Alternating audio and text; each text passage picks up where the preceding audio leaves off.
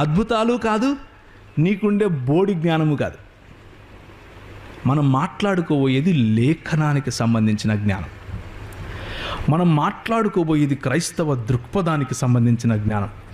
మనం మాట్లాడుకోబోయేది లేఖనము అనే ఫౌండేషన్, లేఖనము అనే పునాది గురించి మాట్లాడుకోబోతున్నాం.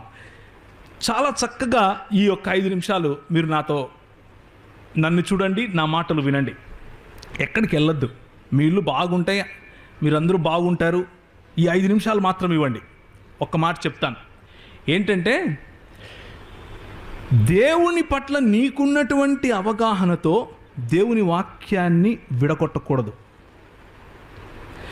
దేవుని పట్ల నీకున్న అవగాహనతో దేవుని వాక్యాన్ని విభజించి చదివే ప్రయత్నం చేయకూడదు. దాన్ని ఏమంటారు అంటే ఐసిజిసిస్ అంటారు. ఐసిస్ కాదు, ఐసిజిసిస్ అంటే నా అనుభవానికి ఆధారంగా, నా అవగాహనకు ఆధారంగా, నాకున్నటువంటి పూర్వాగమనాలు లేకపోతే నాకున్నటువంటి ప్రీసపోజిషన్స్ని బేస్ చేసుకుని వాక్యాన్ని చదివితే దాన్ని ఏమంటారు అంటే ఐసిజిసిస్ అంటారు. ఒక సందర్భము లేకుండా దాన్ని బయటికి తీసి నేను ఏదైతే చెప్పాలనుకుంటున్నానో అది ఆ వాక్యం ద్వారా చెప్పడాన్ని ఐసిజిసిస్ అంటారు. అది తప్పు. అలాంటివి చేయకూడదు. అలాంటివి చేయటం వల్ల దేవుని వాక్యంలో ఉన్నటువంటి సత్యం తప్ప అన్నీ దొరుకుతాయి. మీకు అన్నీ కావాలి అంటే అలాంటివి చేయండి, సత్యం కావాలంటే అలాంటివి చేయకండి. సత్యం కావాలి అంటే దేవుని వాక్యము ఏ సందర్భంలో, ఎప్పుడు, ఎవరికి, ఏ కారణం చేత దేవుడు మాట్లాడాడు అన్నటువంటి సంపూర్ణమైన క్రైస్తవ దృక్పథంలో అర్థం చేసుకునే ప్రయత్నం చేయండి. అది సత్యాన్ని మీకు తెలియజేస్తుంది. ఇది దేవుని వాక్యాన్ని అర్థం చేసుకోవటానికి మనకు ఉండవలసినటువంటి ఫండమెంటల్ ప్రాక్టీస్, పునాది వంటి ఒక. ఎవరైనా వర్కింగ్ ప్రొఫెషనల్స్ ఉంటే మీ అందరి కోసం ఒక శుభవార్త. కార్యాచరణ లేకపోతే అభ్యాసం, మనం అలా అభ్యసించాలి దేవుని వాక్యాన్ని.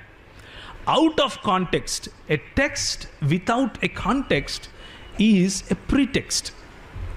అంటే సందర్భం లేకుండా ఒక లేఖనాన్ని బయటకు తీసి దాన్ని మాత్రమే చదువుకొని దాని మీద మాత్రమే నా సిద్ధాంతాన్ని కడతాను అంటే నువ్వు దేన్నైతే నిరూపించాలనుకుంటున్నావో దాన్నే వెతుకుతున్నావు అన్న అర్థం వస్తుంది. నువ్వు దేన్నైతే నిరూపించాలనుకుంటున్నావో దాన్నే లేఖనాల్లో నుంచి వెతికి తీసుకొస్తున్నావు అన్న అర్థం వస్తుంది. కానీ మన ఫోకస్, మనం చేయవలసింది అది కాదు. మనం చేయవలసింది ఏంటంటే దేవుడు ఏం చెప్తున్నాడో దాన్ని తీసుకుని నా బుద్ధి సరిపోదు అని ఒప్పుకొని ఆయన చెప్పినట్లు తీసుకోవటం. ఇది క్రైస్తవ లక్షణం, ఇది క్రైస్తవ దృక్పథం. దేవుని లేఖనాల పట్ల మనకు ఉండాల్సినటువంటి వైఖరి. నాకు అర్థం కాలేదు కాబట్టి దేవుని వాక్యం తప్పు అని అంటే నీకంటే బుద్ధిలేనుడు గుళ్ళాడు. దేవుని వాక్యం చెప్తుంది కాబట్టి నేను ఇదే నమ్ముతాను అని అంటే దేవుడు నేను ఎవరిలో లెక్కేస్తాడు? బుద్ధిగల వారి క్రింద లెక్కేస్తాడు. అలాగని చెప్పి దేవుడు అతార్కికుడు కాదు, దేవుడు కుతార్కికుడు అసలు కాదు.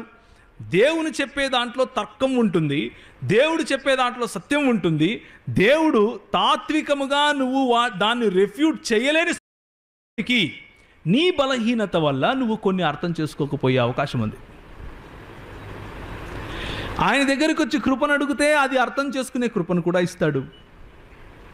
కాబట్టి let us expand hour boundaries a little bit. మన హద్దులు కొంచెము జరిపే ప్రయత్నం చేద్దాం. మన హద్దులు జరిపి దేవుని యొక్క సంపూర్ణ అవగాహనను తీసుకునే ప్రయత్నం చేద్దాం. దేవుని యొక్క వాక్యంలో నుంచి ఆ అవగాహనను తీసుకునే ప్రయత్నం చేద్దాం. ద్వితీయోపదేశకాండము 6వ అధ్యాయము 4వ వచనం ఎవరైనా గట్టిగా చదువుతారా తెలుగులో?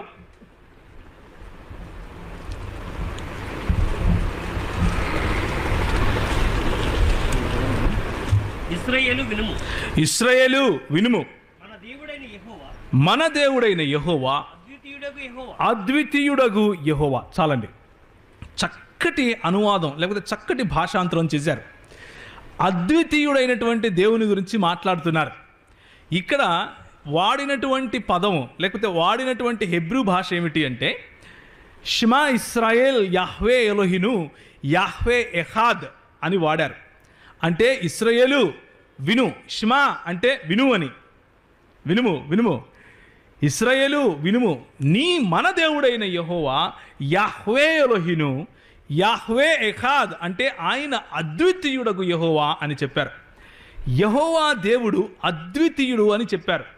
నిజంగా అద్వితీయుడు అన్నప్పుడు తెలుగు భాషలో దాన్ని లేకపోతే ఎహాద్ అన్నప్పుడు అద్వితీయుడు అని తెలుగు భాషలో తర్జుమా చేశారు కదా, అనువదించారు కదా, చాలా చక్కగా చేశారు.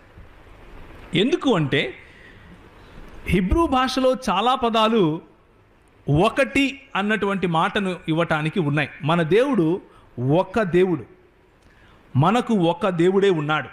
మనకు 3 దేవుళ్ళు లేరు, మనకు 10 మంది దేవుళ్ళు లేరు, మనకు 10,000 మంది దేవుళ్ళు లేరు, మనకు కోట్ల దేవుళ్ళు లేరు. ఇశ్రాయేలు వినుము, నీ దేవుడైన యెహోవా అద్వితీయుడగు యెహోవా. అద్వితీయుడైనటువంటి దేవుని గురించి మనం తెలుసుకోవాలి.